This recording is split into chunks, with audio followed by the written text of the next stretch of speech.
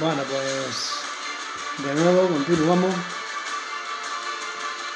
y vamos a ver la duda existencial, ¿no?, que me surgió en el vídeo anterior, ¿no?, de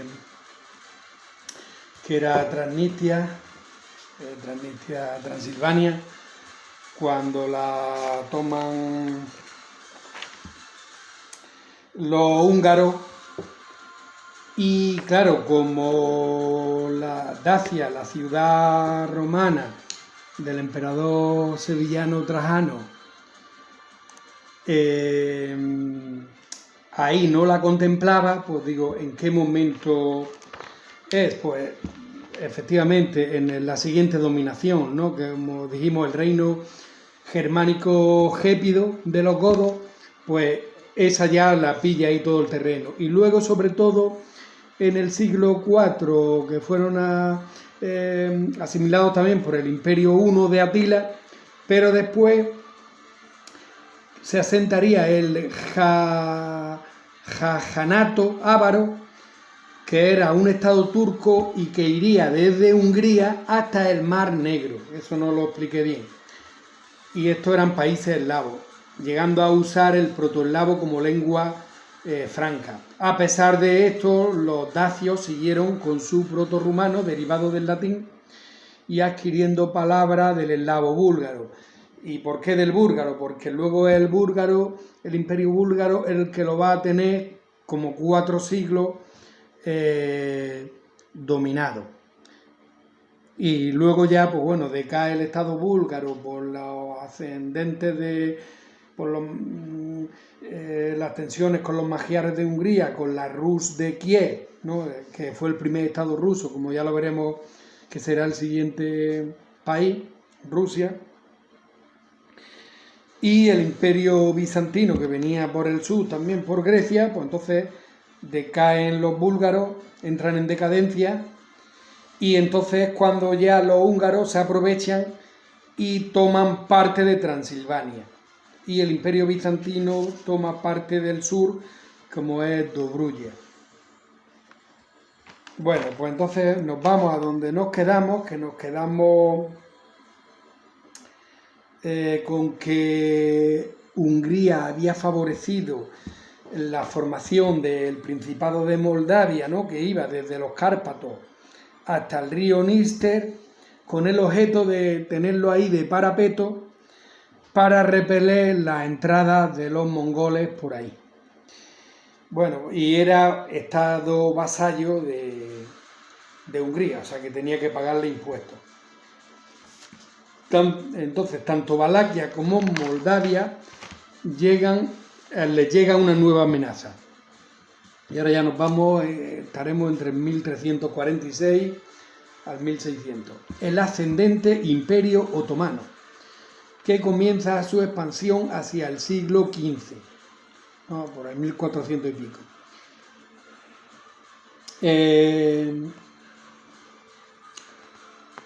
Estos principados, ¿no?, Valaquia, Moldavia, estuvieron independizados largos periodos y otros fueron avasallajes pagando tributo al Imperio Otomano. En Valaquia, el gobernante Blas III, Blas Tepe, el empalador, que guerreó contra los otomanos. Hay rumores de su extrema crueldad, por eso era Blas el empalador, que de aquí sale el mito del conde Drácula. Pero para los rumanos es un héroe que guerreó contra los otomanos y eso. El castillo está por Transilvania. Claro, no me cuadra mucho cuando todavía Transilvania está formando parte de Hungría, pero bueno. La cosa que este gobernante es de Valaquia. Yo creo que lo otro lo mismo será el mito. Sí existe el palacio de del clon de Drácula ahí en Transilvania, que de hecho pronto tengo intención de visitarlo. Bueno, Vlad Tepes el Empalador, el que conocemos como Drácula, aunque es héroe para los rumanos que guerreó contra los otomanos, con rumores de extrema crueldad. Los húngaros caen ante los otomanos en la batalla de Mohacs y se convierten en vasallos de los Habsburgo, ¿no? La dinastía Habsburgo, que era la del imperio austriaco, y entonces pues absorben a los húngaros, dando lugar al imperio austrohúngaro, pero dirigido por los Habsburgo en Viena, ¿no? Que de ahí es la casa de Habsburgo, que también fue en España, ¿no? Con Carlos I y hasta Carlos II. Bueno, y Transilvania fue convertida en el reino de Hungría del Este, como vasallo del Imperio Otomano. Entonces ya vemos aquí la primera de estas de Transilvania. Lo convierte en reino húngaro del Este, como vasallo del Imperio Otomano. Y ya en 1570 se convirtió en el Principado de Transilvania, o sea, se convierte en un principado, que recibió una gran influencia húngara, pero la población rumana se mantuvo firme en costumbres y lenguas. Ahora tenemos 3 estados o principados romanos: Transilvania, Valaquia y Moldavia, constantemente sometidos al vasallaje otomano. En 1600, con el reinado de Miguel el Valiente, cuando el príncipe valaco aprovechó las disputas entre los Habsburgo, ¿no? Entre los Austria y los otomanos, para hacerse con el poder de los 3 principados. Esto duraría un año, pero fue la primera unificación de todos los pueblos rumanos y quedó como héroe nacional, incluso figura en el himno de Rumanía, pero poco después es asesinado y vuelven otra vez los principados al vasallaje otomano. Parece ser que por órdenes de los austríacos,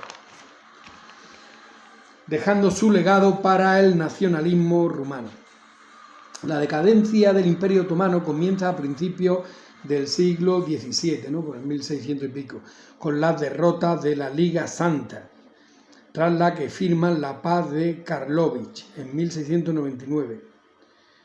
Se retiran pues los turcos de Hungría, que está unida a Austria, y vuelven a tomar Transilvania. O sea, vamos a ver. Bueno, primero, hemos dicho que el Imperio Otomano entra en decadencia y es derrotado por la Liga Santa. ¿Qué es la Liga Santa? La Liga Santa está liderada por la monarquía hispánica, ¿no? De Carlos I, en 1571, Estados Pontificios, República de Venecia, Orden de Malta, República de Génova, Ducado de Saboya, y todo para luchar contra el Imperio Otomano. Entonces, con las derrotas estas que le inflige la Liga Santa al Imperio Otomano, tiene que firmar la paz de Karlovy y se retiran los turcos de Hungría.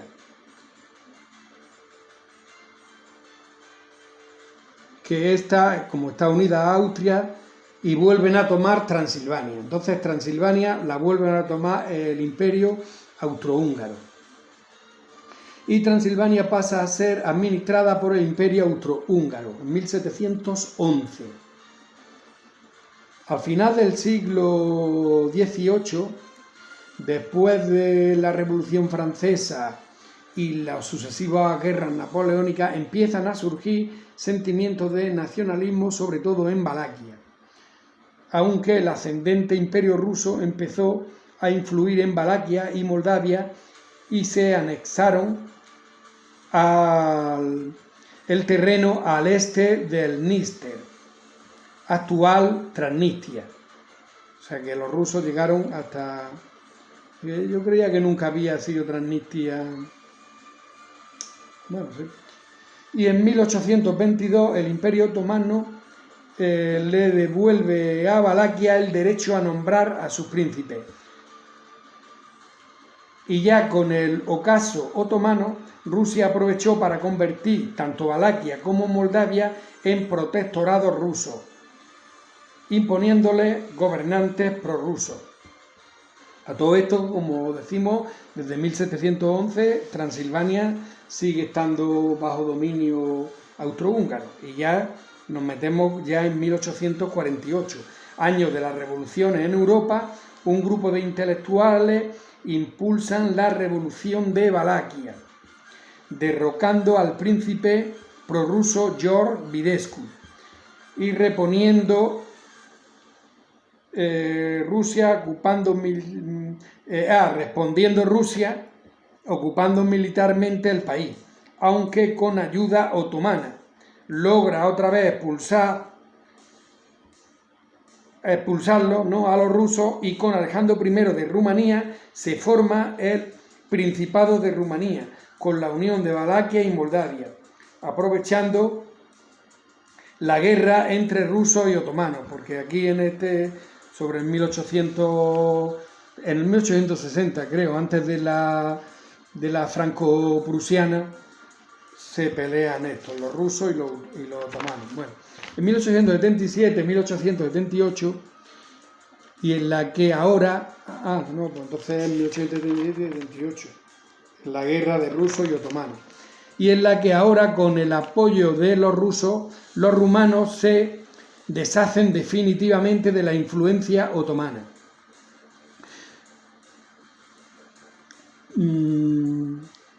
Pero tomando terrenos del sur de Besarabia, orillas del Mar Negro, para la actual Ucrania. Sí, hay un trocito ahí que Ucrania, en este no está dibujado, pero por ejemplo aquí, esto es Besarabia, pues hay y esto blanco es Ucrania. Aquí se mete, o sea, la salida al mar de Moldavia no tiene mar. La salida al mar se la quita Ucrania. Y entonces se ve que es aquí.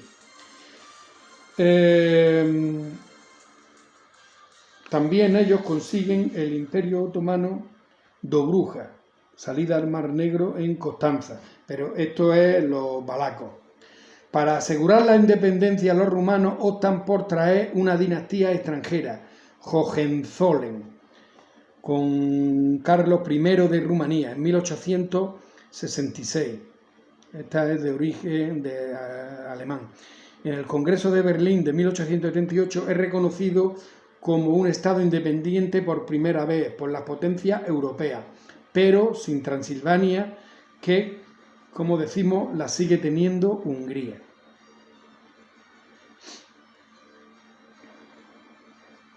Entonces hemos visto que los rumanos se deshacen de los otomanos,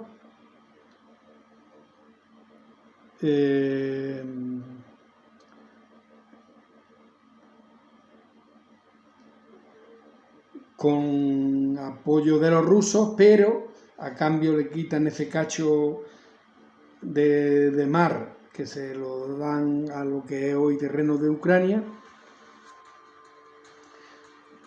Sin embargo, por abajo, el Imperio Otomano, antes de irse, toma Dobruja.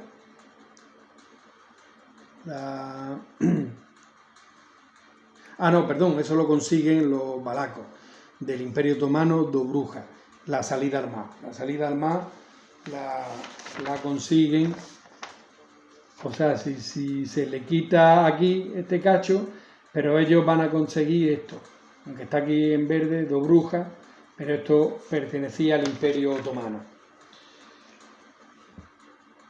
Y entonces, para asegurar la independencia, los rumanos optan por traer una dinastía extranjera, en este caso alemana. Y, pues bueno, ya son reconocidos en el Congreso de Berlín de 1878 como Estado independiente por primera vez las potencias europeas, pero sin Transilvania, que la tiene Hungría. Bueno, bajo este reinado alemán se fue europeizando y olvidando la influencia rusa. tuvo un desarrollo industrial, revolución industrial, y que bueno, que ya estábamos metidos en la carrera imperialista de las potencias, el inicio de las tensiones y previa ya de las tensiones, ¿no?, para lo que era ya inminente, que iba a ser la Gran Guerra, la que posteriormente fue ya llamada Primera Guerra Mundial, aunque poco antes Rumanía va a participar en la Segunda Guerra de los Balcanes, en 1913, donde obtiene otra vez Dobruja, de Bulgaria, y poco más tarde ya estalla el conflicto de la Gran Guerra. Bueno, ya me he colado y lo dejamos aquí para el siguiente capítulo. O sea que ya estamos en las puertas de Rumanía en la Primera Guerra Mundial, ya estamos prácticamente ahí.